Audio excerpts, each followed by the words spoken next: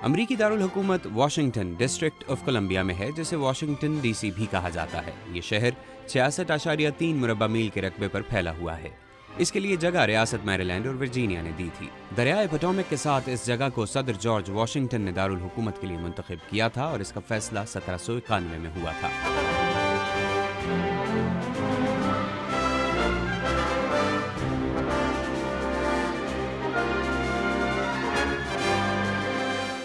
आज ये शहर जैसा दिखता है, शुरू में ऐसा न था। इस शहर का इब्तदाई नक्शा जिस तरह बनाया गया था, उसमें कुछ तब्दीलियां कर दी गईं।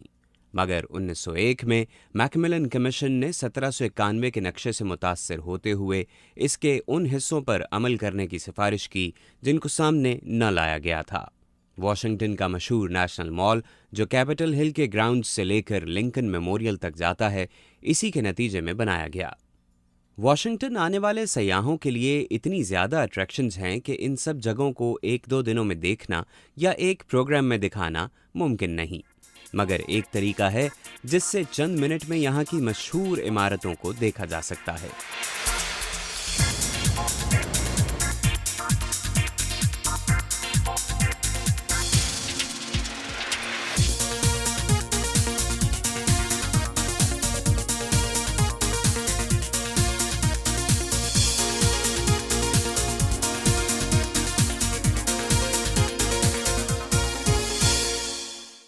पोस्ट कार्ड के इस प्रोग्राम में हम डीसी मेट्रोपॉलिटन एरिया घूमेंगे।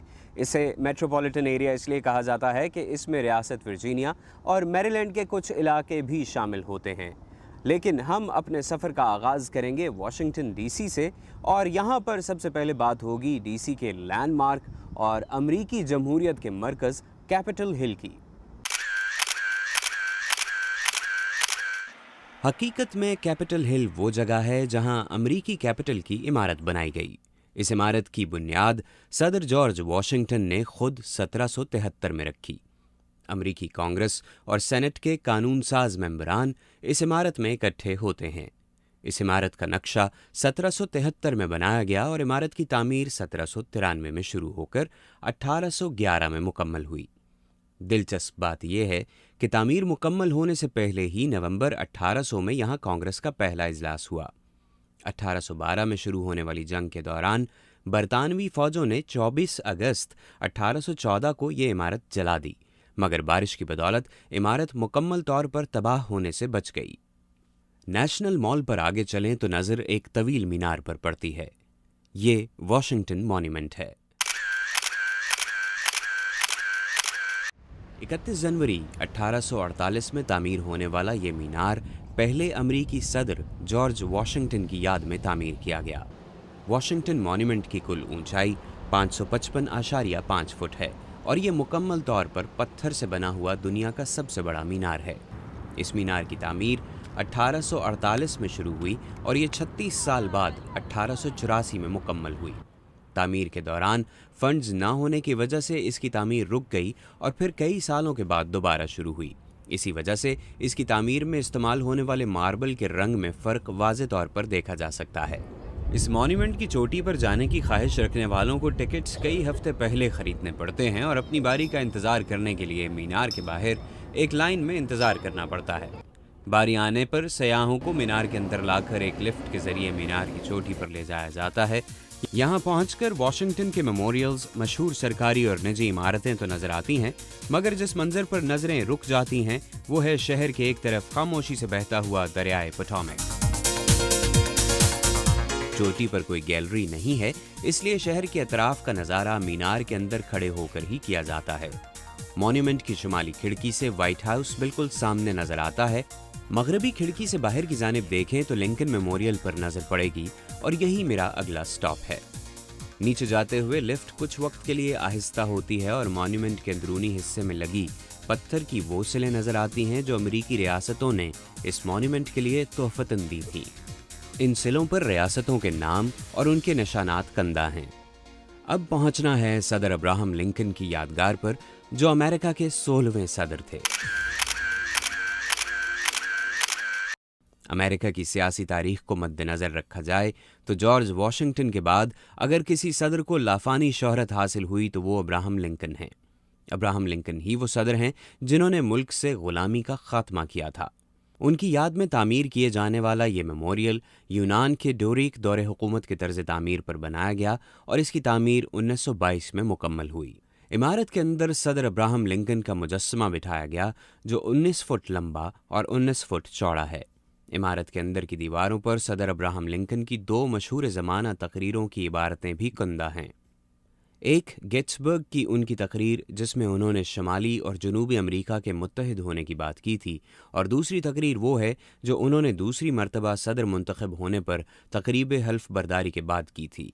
یہی وہ تقریر تھی جس میں انہوں نے تمام غلاموں کی آزادی کا اعلان کیا تھا، اور یقیناً یہی وجہ ہے کہ واشنگٹن آنے والے سیاح اس عظیم سیاسی شخصیت کی یادگار پر لازمی آتے ہیں۔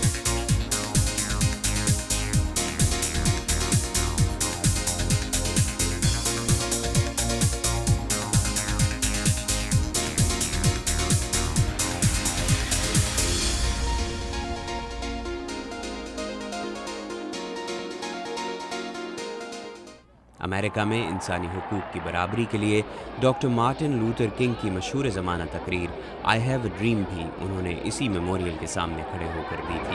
I have a dream that one day this nation will rise up and live out the true meaning of its creed. Lincoln memorial کی عمارت کا عکس 1 سینٹ کے سکے اور $5 کے کرنسی نوٹ پر بھی ہے۔ 2007 میں لنکن میموریل کی عمارت کو امریکہ کے 7 بہترین آرکیٹیکچرز میں شامل کر لیا گیا۔ واشنگٹن کے خوبصورت ترین مقامات کے حوالے سے پہچانے جانے والی جگہ کو ٹائیڈل بیسن کہا جاتا ہے، اور یہ بھی ایک میموریل کی باؤنڈریز میں ہی آتی ہے۔ یہ ہے جیفرسن میموریل۔ ٹامس جیفرسن کا شمار امریکہ کے بانیوں میں ہوتا ہے۔ یہ تیسرے امریکی صدر تھے اور ان لیڈروں میں شامل تھے جنہوں نے ڈیکلیریشن آف انڈیپینڈنس لکھا۔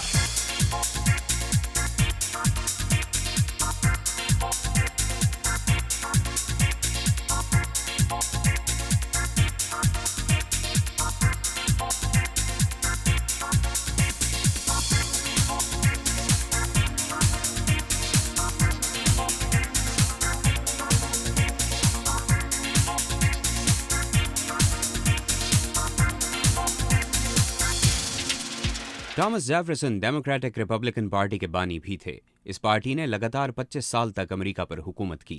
ان کی یاد میں بنائی گئی اس نیو کلاسیکل عمارت کی تعمیر 1938 میں شروع ہو کر 1943 میں ختم ہوئی، اور تانبے سے بنا ہوا جیفرسن کا یہ مجسمہ 1947 میں یہاں رکھا گیا۔